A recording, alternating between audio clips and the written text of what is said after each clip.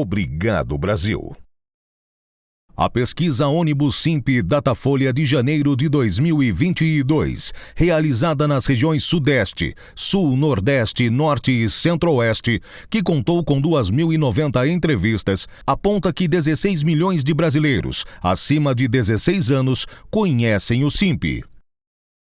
Com alta aprovação, 94% dos que conhecem o Simp avaliam a entidade como importante para a representação e defesa da micro e pequena indústria. A margem de erro da pesquisa é de 2 pontos percentuais. Esse é o Simp, na defesa incondicional da micro e pequena indústria.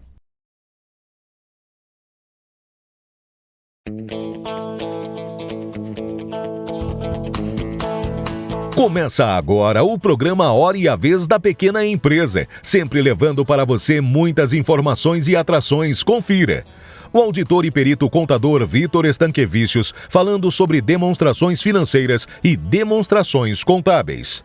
O advogado do escritório Marcos Pereira e Oliveira Sociedade de Advogados, Rodrigo Pereira Adriano, explicando como funciona a aplicação de medidas atípicas no processo de execução. O economista Otto Nogami comentando sobre PIB e produtividade da economia brasileira. E nesta semana, o presidente do Simp, Joseph Cury, recebe a doutora Rose Costa Barros e o doutor Douglas Mota, sócios do escritório Demarest Advogados. Fique conosco. Uma pergunta que sempre me fazem é por que o nosso PIB, o Produto Interno Bruto, ele tem a dificuldade de apresentar altas taxas de crescimento como a gente observa em muitas economias emergentes. O mundo, ele cresceu de 2014 até 2021, alguma coisa um pouco mais do que 14%, enquanto que nós crescemos apenas 2%. É uma diferença muito grande. E aonde que nós vamos encontrar a resposta para essa diferença? Sem dúvida alguma, quando nós analisamos a nossa economia, nós percebemos que as condições estruturais elas estão fragilizadas. Isto por uma falta de investimentos públicos, seja no que diz respeito à educação, à saúde, à segurança e principalmente mobilidade. Mobilidade no seu sentido mais amplo. Nós estamos falando de portos, aeroportos, transporte público urbano. E tudo isso acaba prejudicando as condições estruturais do nosso país. Por quê? Ora, o empresário, quando ele resolve investir, ele quer ter uma segurança de que o seu colaborador vai chegar em tempo hábil, que vai chegar em boas condições de saúde e principalmente despreocupado com relação à sua família, que via de regra mora na periferia. Então tudo isso acaba tirando a produtividade da nossa economia. Produtividade no seu sentido mais amplo, por exemplo, quando nós dizemos o seguinte: ora, o PIB, ou a produtividade, mais especificamente falando, ela representa o quê? Representa, via de regra, o quanto em média cada brasileiro produziu num determinado período de tempo. E o que a gente está observando? Que essa produtividade vem caindo continuamente, ano a ano, desde 2011. Então isso mostra realmente uma dificuldade muito grande para o empresariado poder produzir e principalmente se sentir estimulado em investir. Ora, qual a solução para isso? A solução é muito simples, é o governo voltar a dar atenção justamente para a infraestrutura, uma infraestrutura que é fundamental. Por quê? À medida que, conforme eu comentei, a produtividade está caindo, a gente observa, por exemplo, empresas estrangeiras saindo fora do país ou deixando de produzir na nossa economia. Então nós temos alguns exemplos, por exemplo, no setor farmacêutico, a Eli Lilly, a Roche, deixaram de produzir aqui no nosso país. E principalmente elas afirmando que é difícil produzir aqui no Brasil produtos complexos. No setor automobilístico, nós temos a saída da Ford, a Mercedes, que deixou de produzir automóveis. No setor eletroeletrônico, nós temos a Sony, temos a LG, a Foxconn, que também abandonaram o nosso território. Então, tudo isso representam sinalizações de que realmente não é muito fácil trabalhar aqui no Brasil. Principalmente quando a gente fala não só das condições estruturais, mas principalmente das reformas necessárias. Uma reforma administrativa, por exemplo, né? Uma retomada da reforma previdenciária, a reforma tributária. Tudo isso para quê? Para dar uma celeridade, uma agilidade maior para os agentes econômicos, principalmente os agentes econômicos que produzem e principalmente geram emprego. E à medida que eles geram emprego, estarão gerando renda, mais renda, nós teremos uma sociedade feliz. Então essa é a grande questão, né? É a hora de nós retomarmos ou repensarmos as condições de produção do país e principalmente dentro de uma perspectiva de longo prazo para que toda a nossa sociedade possa ter um bem-estar melhor.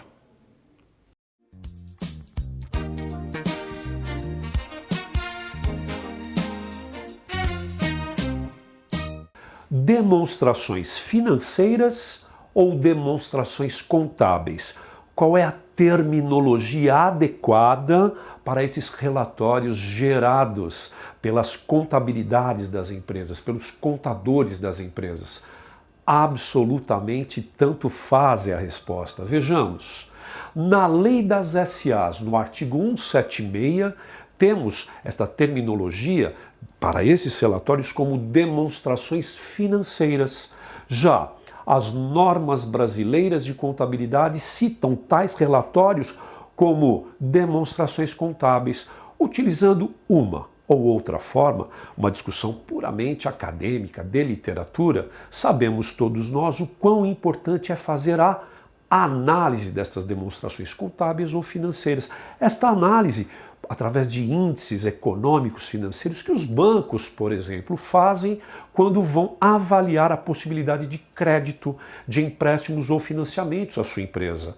É possível, através de tais peças e tais relatórios citados, a possibilidade de você avaliar numa análise vertical, numa análise horizontal de balanços, a possibilidade de você avaliar o índice de liquidez corrente de curto prazo, índice de liquidez seca, qual é a participação dos estoques do ativo circulante da empresa, qual é o grau de endividamento da sua empresa, a participação do capital próprio de terceiros, a performance, enfim, lucratividade, enfim, uma série de informações de cunho puramente gerencial, na qual é importante todas as empresas conhecedoras desta importância aproximarem-se dos seus contadores para que ele consiga já, de antemão, reunir totais informações e prestá-las quando necessário for às instituições bancárias financeiras.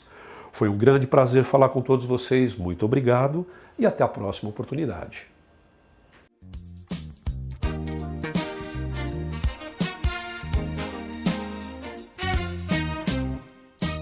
Olá amigos do Simp, meu nome é Rodrigo Pereira Adriano e hoje nós vamos conversar um pouco sobre meios atípicos do processo de execução. Um processo judicial, ele tem a fase de conhecimento e, após essa oportunidade, inicia a fase de execução ou cumprimento de sentença. Esse é o momento onde o credor busca aquele crédito que ele persegue. Pois bem, existem as formas típicas de buscar seu crédito. A parte intimada para fazer o pagamento, se não o fizer, tem uma multa de 10%, e se não fizer esse pagamento tão perseguido, e aí começa os meios típicos de execução, onde a parte requer penhora de conta corrente, busca imóveis, busca vários patrimônios que o devedor tem e que pode ser objeto de penhora. E se superado essa fase, aquele crédito que os amigos do Simp perseguem, não consegue obtê-lo? Então, por essa razão, existem os meios atípicos do processo de execução, que são medidas que, de forma coercitiva ou que busca atacar o psicológico do devedor, pode forçá-lo a incrementar esse pagamento. O primeiro meio atípico do processo de execução são para aqueles devedores que ostentam riqueza nas redes sociais, consumos exagerados em restaurantes, denota que ele tem certo poder econômico, mas não salda a sua dívida.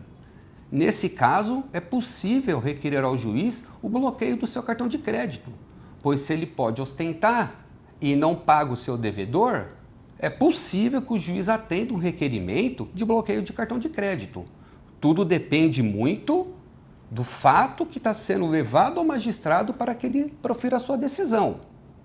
Um segundo meio atípico do processo de execução, que é uma medida coercitiva, é pedir o bloqueio do passaporte do devedor. Por qual motivo que consegue fazer a suspensão do passaporte ou a busca e apreensão do passaporte? Quando se percebe que o devedor faz viagens rotineiramente, ora está no exterior, ora está pelo Nordeste, ora está curtindo com tua família e o devedor estar a ver navios. Nesse caso, é possível que se apresente as provas ao magistrado e, se demonstrar com clareza, é possível que ele faça a busca e apreensão do passaporte. Portanto, são medidas que, em que pese não forçar de forma direta o pagamento, elas são medidas atípicas que podem forçar de forma que impõem coercitivamente o devedor a realizar o pagamento. Esse é o recado que se deixa aos amigos do Simp.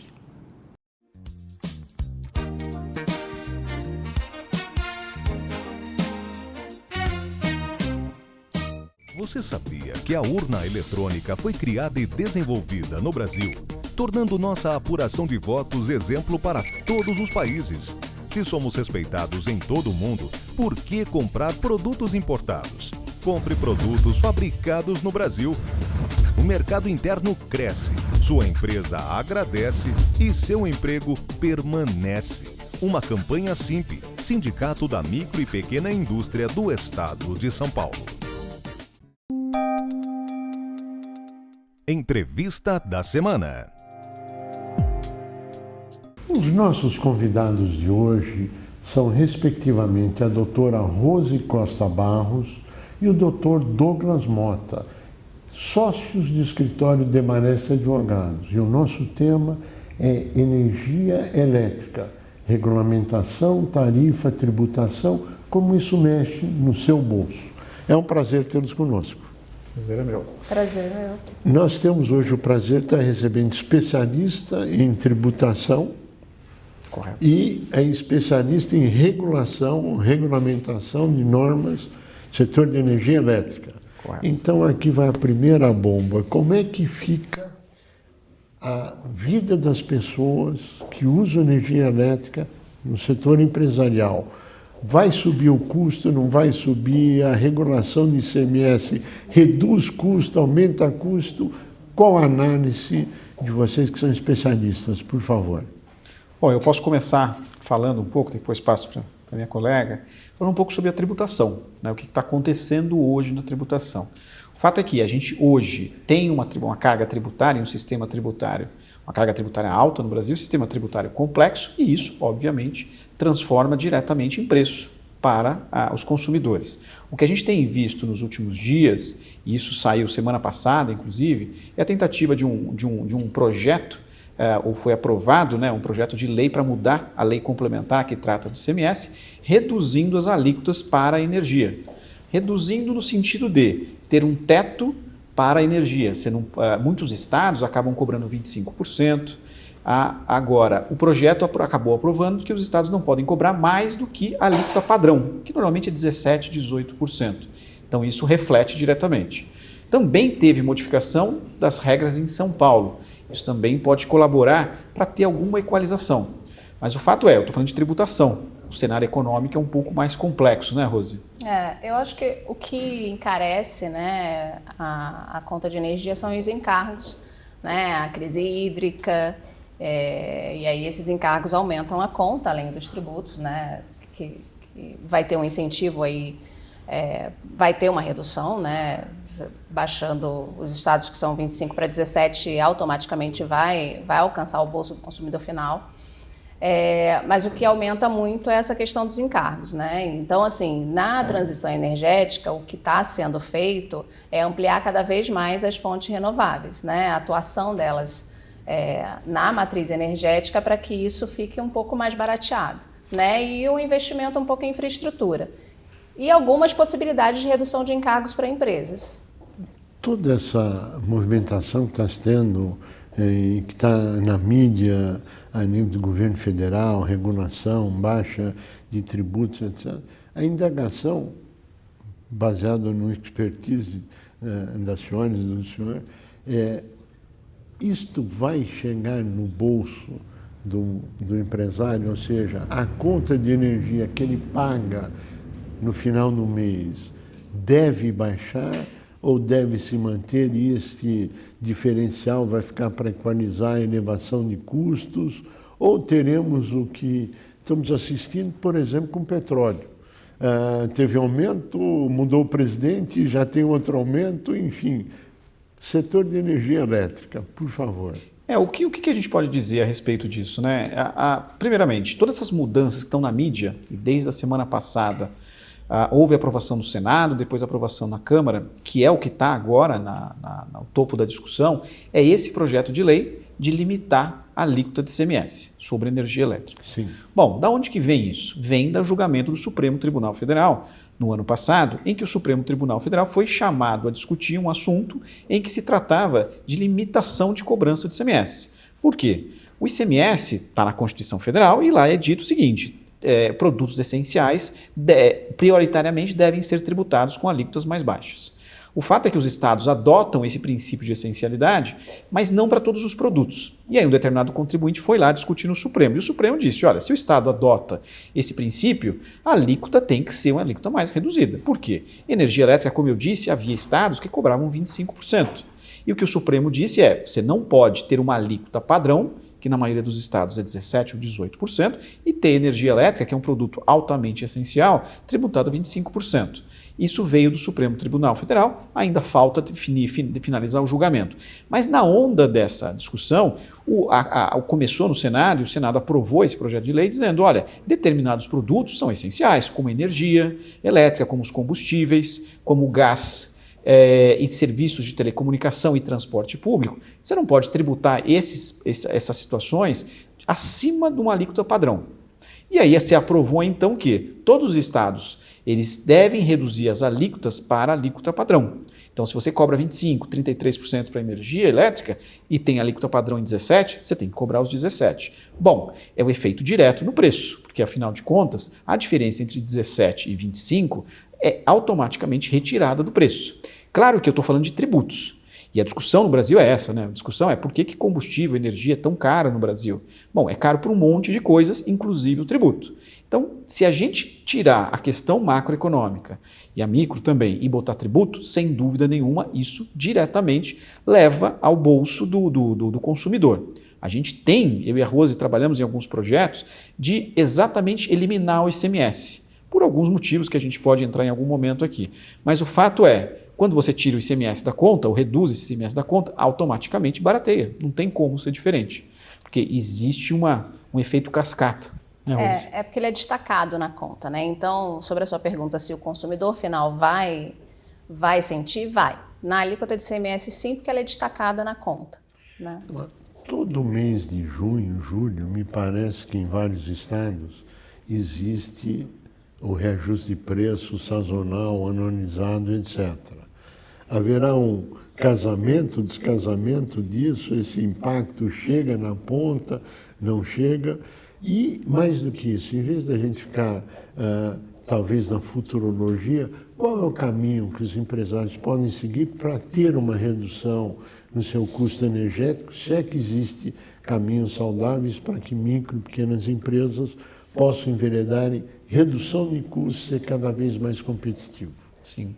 Essa percepção de, né, quando a conta fica um pouco mais cara, depende do reajuste das distribuidoras, né, de energia, né, quem faz o suprimento para o consumidor final quando ele é cativo, que a gente chama, né, quando ele não tem a opção de escolher o seu fornecedor de energia. E por que se sente um pouco nessa época? Varia muito a data de reajuste tarifário das distribuidoras. Pode vir aí desde fevereiro, aí tem umas que são em abril, muitas agora junho, julho, né? Então, por aí se sente, dependendo do estado, né, da área de concessão que você esteja, você vai sentir em determinado mês. O que se pode fazer, né? O mercado ele está abrindo, né? A gente ouve falar muito na mídia a abertura do setor elétrico, né? Esse momento de transição energética.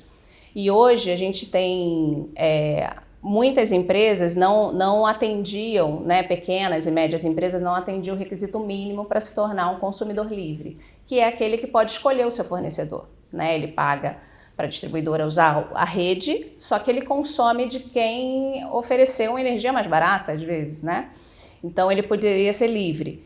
Hoje, antes, né, quando começou o consumidor livre, quando ele foi criado, era 3 megas. Então, muitas vezes, pequenas e médias empresas não atingiam esse requisito. Hoje está em 1.000, né, 1 mega, e vai para meio mega em janeiro. Então, janeiro de 2023. Então, muitas dessas empresas vão poder migrar para o mercado livre de energia e escolher o seu fornecedor. Além disso, só que né, no mercado livre, você vai continuar pagando encargos. Você paga o ICMS, né, sobre a circulação da energia, você paga encargos do setor elétrico como consumidor final. Existem outras formas, né, de redução desses encargos, que é a autoprodução de energia. Né, que você tem um certo investimento, né, numa planta que você gera para si mesmo, né, numa planta de geração de energia e você gera para si. Muitos, né, empresários, pequenas e médias empresas, podem entender que não é para elas aquilo ali, mas né, é algo viável de fazer. Explica como que o pequeno tem acesso a isso, por favor. Tem uma questão de CAPEX, né? Você pode fazer um investimento relevante, uma usina, só que muitas vezes o que você pode fazer? Você pode juntar esforços com outras pequenas e médias empresas e fazer como se fosse um consórcio, né? E ratear esse custo. Tanto investindo numa usina, como, por exemplo, você poderia alugar uma usina, né? E ter esse benefício da geração da usina de energia para si. Né? Então, tem algumas formas de se fazer. Né? O seu escritório está disposto a orientar os pequenos empresários que têm interesse? Existe algum link que eles possam acessar ou entrar em contato? Pode entrar no site. No nosso site tem os nossos contatos direto. Né? É esse que está aqui na tela agora? Rose, sim. Rose ou Douglas. A gente só entra em contato que a gente tira dúvidas. Então, quem estiver interessado pode acessar-nos e terá orientação no primeiro momento sem ônus. O ponto nós temos no próprio nosso site, a gente tem lá um material aberto a todos, bastante didático, e nós sempre estamos à disposição para conversar. Eu acho que esse é o mais importante. A questão, inclusive, desses projetos de autoprodução, de você produzir energia para você mesmo, é que você consegue evitar, inclusive, o ICMS. Então, quer dizer, isso realmente é uma coisa que pode ajudar bastante. Porque, no final das contas, a conta de energia elétrica, talvez o principal encargo, seja o próprio ICMS. Né? Nós estamos chegando no final do nosso tempo e eu pediria a análise da tendência do que deve acontecer com a energia elétrica nesse próximo semestre, ou fim de 22, início de 2023, por favor. Eu posso falar sobre tributação, que claramente a tributação vai cair, considerando esse projeto que foi aprovado. Com relação a preço, tem uma série de dinâmicas aí, a Rose pode falar um pouquinho mais, mas o fato a gente está vivendo uma situação de uma questão de tentar descobrir quais são os motivos da matriz energética no Brasil ser cara, e principalmente a parte de energia elétrica. Né? Se a gente puder falar de combustíveis e tudo mais, a gente vai ficar um tempão aqui falando sobre isso, e não é o foco, a gente vai falar sobre energia elétrica.